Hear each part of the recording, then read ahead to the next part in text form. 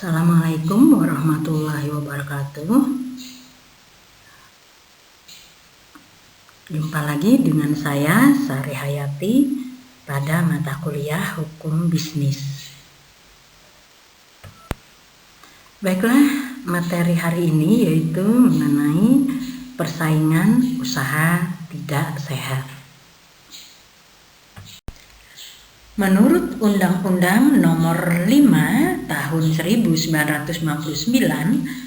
bahwa persaingan usaha tidak sehat adalah persaingan antar pelaku usaha dalam menjalankan kegiatan produksi atau memasarkan barang ataupun jasa yang dilakukan dengan cara tidak jujur atau melawan hukum atau menghambat persaingan usaha.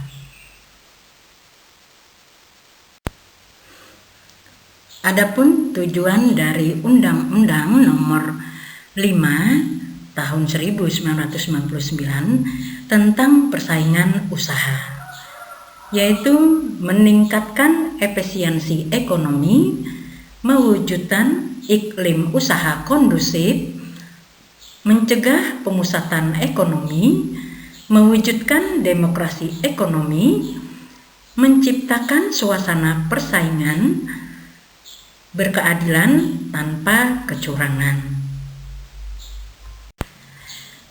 Faktor-faktor yang dapat mengakibatkan persaingan usaha tidak sehat yaitu kebijakan perdagangan, pemberian hak monopoli oleh pemerintah, kebijakan investasi, kebijakan pajak, dan pengaturan harga oleh pemerintah.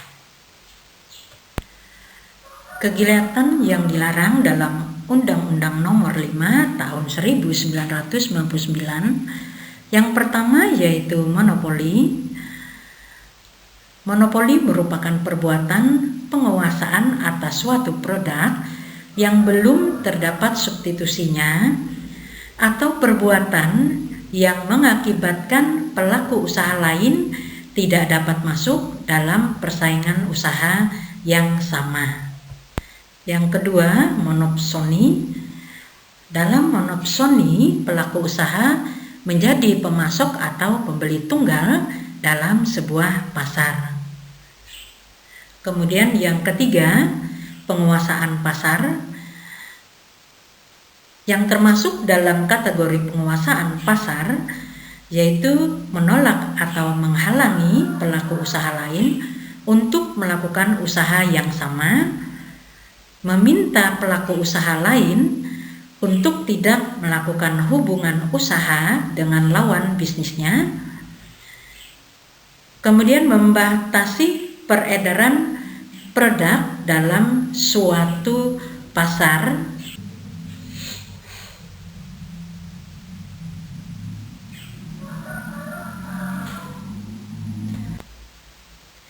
persekongkolan yang dilarang dalam undang-undang yaitu persekongkolan yang mengatur atau menentukan tender, persekongkolan untuk mendapatkan informasi rahasia pelaku usaha yang lain, persekongkolan untuk menghambat produksi, dan persekongkolan lain yang dapat menjadikan kurang baiknya jumlah, kualitas produk, dan lain sebagainya dalam suatu pasar. Penyebab persaingan tidak sehat pada dasarnya yaitu praktek bisnis yang menipu atau salah yang secara ekonomi merugikan konsumen ataupun entitas bisnis. Adapun penyebab persaingan usaha tidak sehat yaitu tidak sanggup bersaing secara alami. Penyebab persaingan usaha tidak sehat pada dasarnya yaitu praktek bisnis yang menipu atau salah yang secara ekonomi merugikan konsumen ataupun entitas bisnis.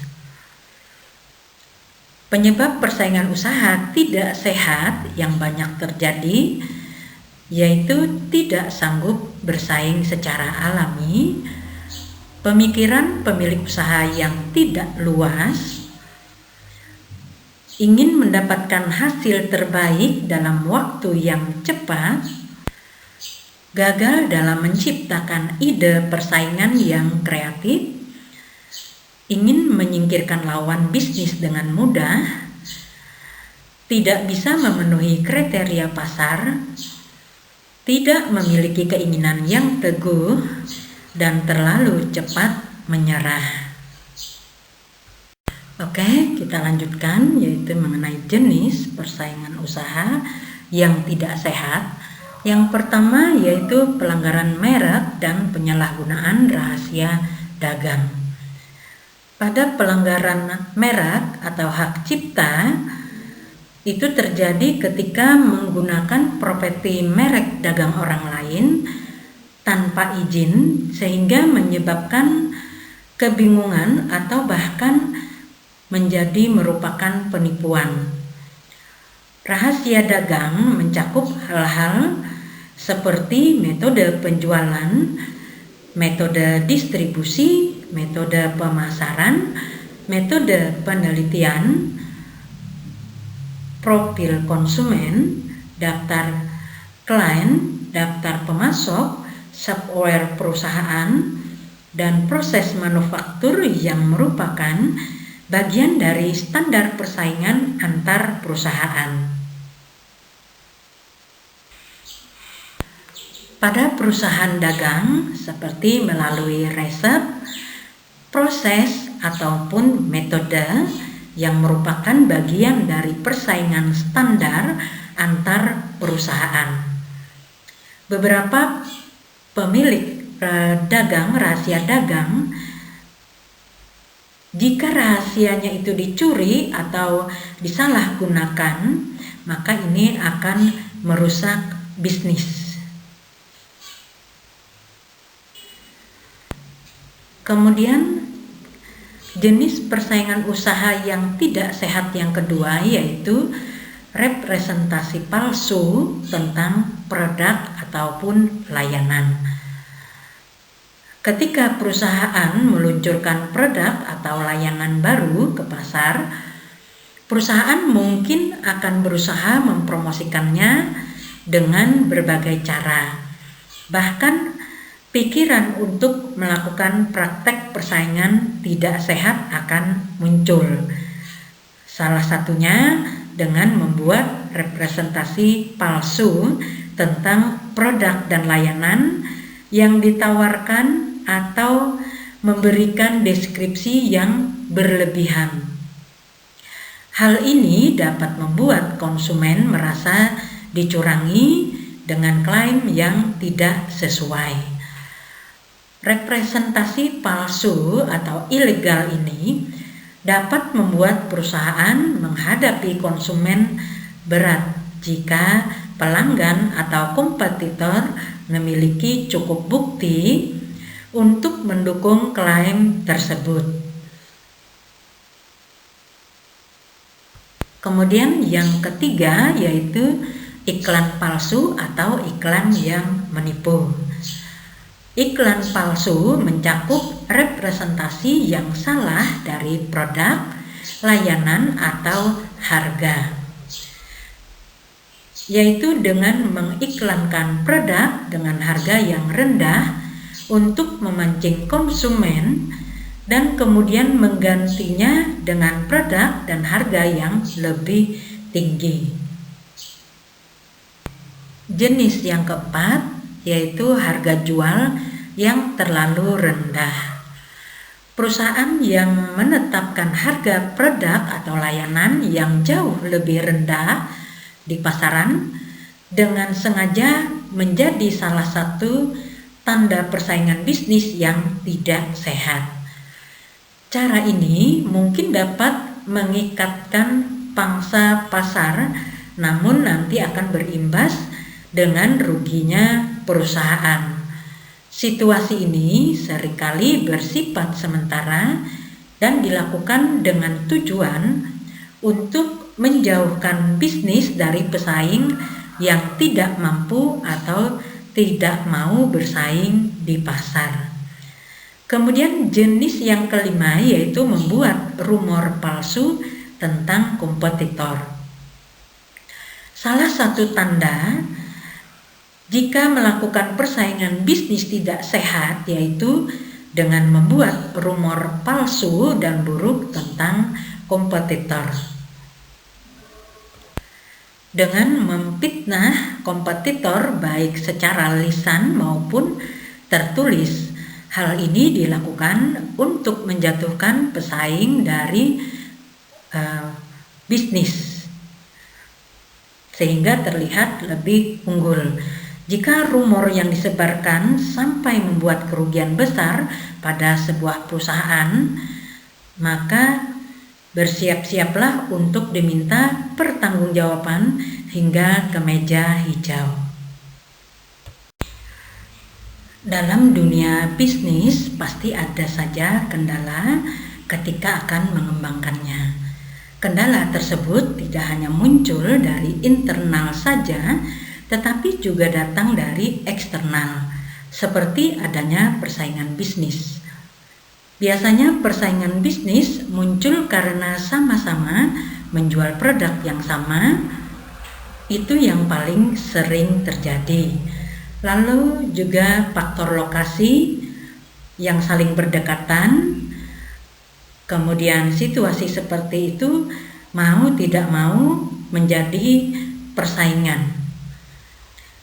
Persaingan bisnis yang sehat yang pertama yaitu tidak bersaing pada harga.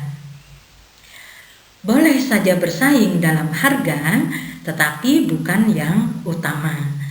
Dan pengaruhnya pun juga tidak signifikan, apalagi jika margin yang didapat per produk sedikit. Mengandalkan naik turun harga akan sangat tidak efektif. Yakinlah konsumen itu sebenarnya tidak masalah dengan harga, asal barang yang mereka beli memiliki value yang sesuai dengan harga dan kebutuhannya. Yang kedua yaitu bersaing dalam kualitas produk ataupun jasa. Nah, karena harga tidak bisa diandalkan di dalam persaingan bisnis, maka salah satu kunci agar mampu memerangi persaingan bisnis yaitu dengan bersaingan memberikan kualitas produk ataupun kualitas jasa. Konsumen membeli barang tidak hanya karena mereka butuh, tetapi juga yang memiliki value untuk konsumen. Value itu bisa bermacam-macam, bisa nilai gengsi, nilai manfaat yang diberikan, dan lain sebagainya. Dengan memberikan produk yang lebih berkualitas dibanding milik kompetitor, berarti konsumen akan mendapatkan manfaat atau keuntungan yang lebih jika membeli barang milik kita. Sehingga persaingan dengan kualitas barang, maka itulah yang bisa membeli hati konsumen untuk bisa membeli produk. Yang ketiga, persaingan dalam memberikan pelayanan terhadap konsumen. Jika seseorang yang enggan kembali, maka karena pelayanan yang tidak bagus, tidak ramah, ataupun mengeluarkan kalimat yang tidak nyaman bagi konsumen. Persaingan usaha merupakan hal alami yang pasti terjadi dalam berbisnis. Semua bisnis menghadapi persaingan. Persaingan usaha merupakan proses persaingan perusahaan dalam industri atau bidang yang sama. Meskipun nampak menakutkan, sebenarnya ini adalah komponen penting dalam berbisnis yang akan memaksa untuk terus berinovasi dan mengikuti tren berbisnis. Ada beberapa tips yang bisa diterapkan dalam bisnis untuk menghindari persaingan usaha yang tidak sehat. Yang pertama yaitu kebijakan perusahaan yang kuat. Kebijakan perusahaan bisa menjadi alat yang kuat dalam menangani adanya persaingan usaha tidak sehat. Salah satu bentuk kebijakan perusahaan yang kuat harus menjelaskan bahwa setiap informasi mulai dari komputer, ponsel, perangkap lunak, email, dan lain-lain yang dikeluarkan oleh perusahaan adalah hak milik perusahaan. Kebijakan ini juga memungkinkan perusahaan untuk mengakses dan memantau perangkat atau email untuk memastikan pencurian data penting perusahaan tidak terjadi. Setiap perusahaan harus memiliki kebijakan yang kuat dan secara jelas mendefinisikan informasi rahasia perusahaan dan mewajibkan semua karyawan untuk menandatangani kebijakan perusahaan tersebut. Yang kedua yaitu akses terbatas ke rahasia dagang. Tidak semua karyawan membutuhkan akses ke semua informasi perusahaan. Perusahaan seharusnya hanya memberikan akses informasi yang memang dibutuhkan untuk melakukan pekerjaan mereka. Membatasi akses kepada karyawan membuat sekelompok orang kesulitan dalam menyalahgunakan informasi yang diperlukan untuk menciptakan persaingan bisnis yang tidak sehat. Yang ketiga, bicara dengan supplier. Seperti halnya manajer dalam sebuah perusahaan, supplier mengetahui informasi mendalam tentang setiap bisnis yang mereka tangani. Mengenal supplier dengan baik bisa menjadi langkah yang cerdas, meskipun mereka mungkin tidak bersedia membagikan informasi secara terperinci.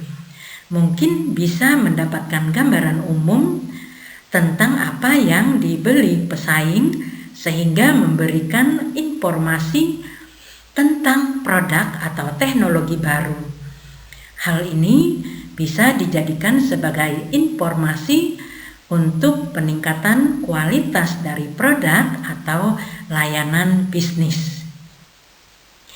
Yang keempat, bicara dengan pesaing. Jika menggunakan pendekatan yang tepat, bisa mempelajari banyak informasi tentang perusahaan hanya dengan menghubungi dan mengajukan pertanyaan yang tepat.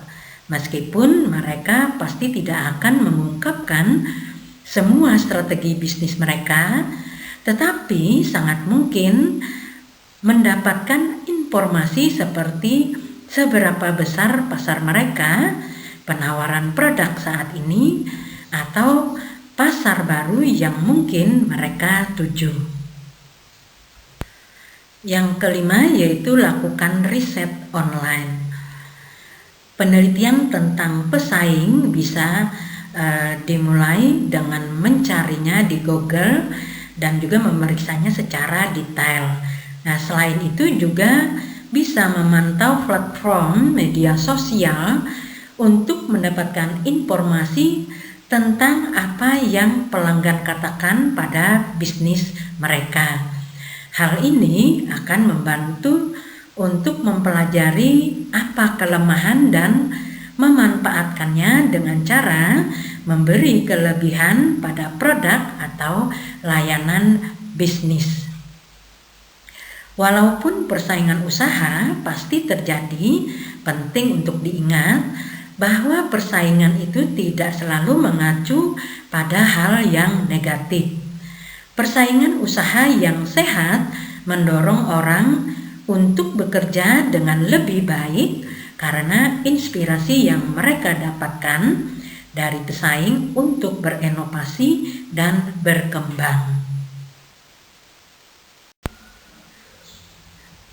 seorang pengacara mungkin perlu membantu mengumpulkan bukti sebanyak mungkin untuk memperkuat kasus untuk bisnis kecil.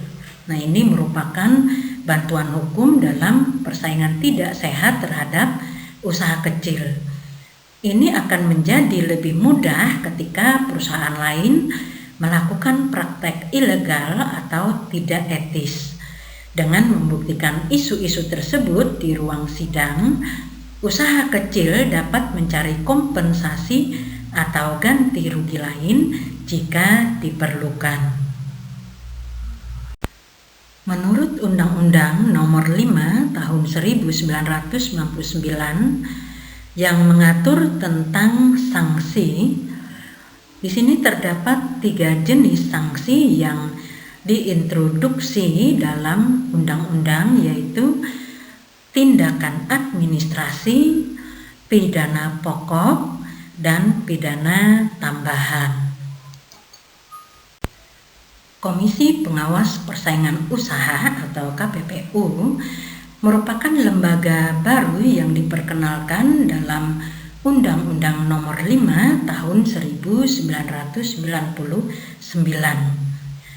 Pembentukannya secara resmi melalui Kepres Nomor 75 Tahun 1999 dengan melalui serangkaian tahap pemilihan yang cukup alot yang melibatkan pemerintah dan DPR.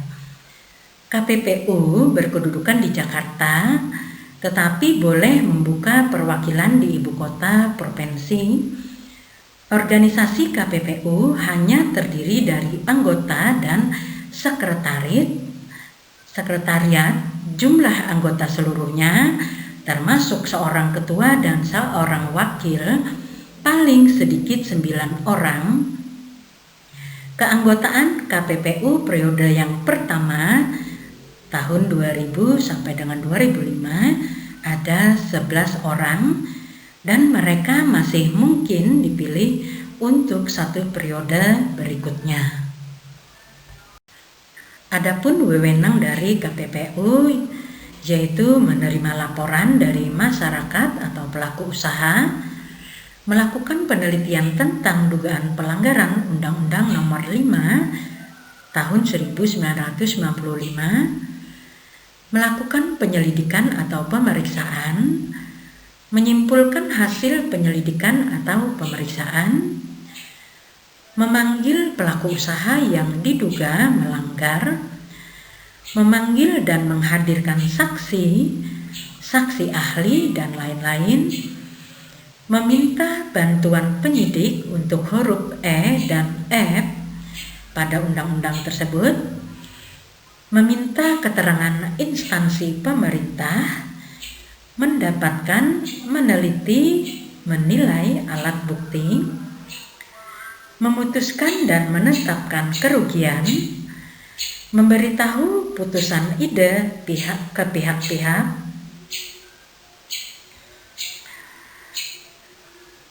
menjatuhkan sanksi administrasi.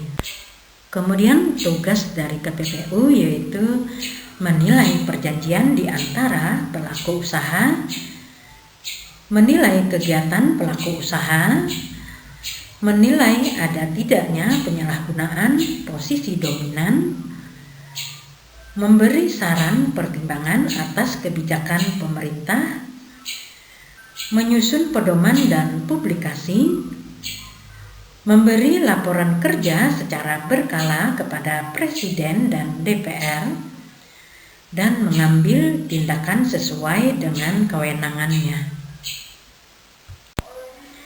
Oke, demikian tadi materi hari ini mengenai persaingan usaha tidak sehat. Wassalamualaikum warahmatullahi wabarakatuh. Thank you. See you next week.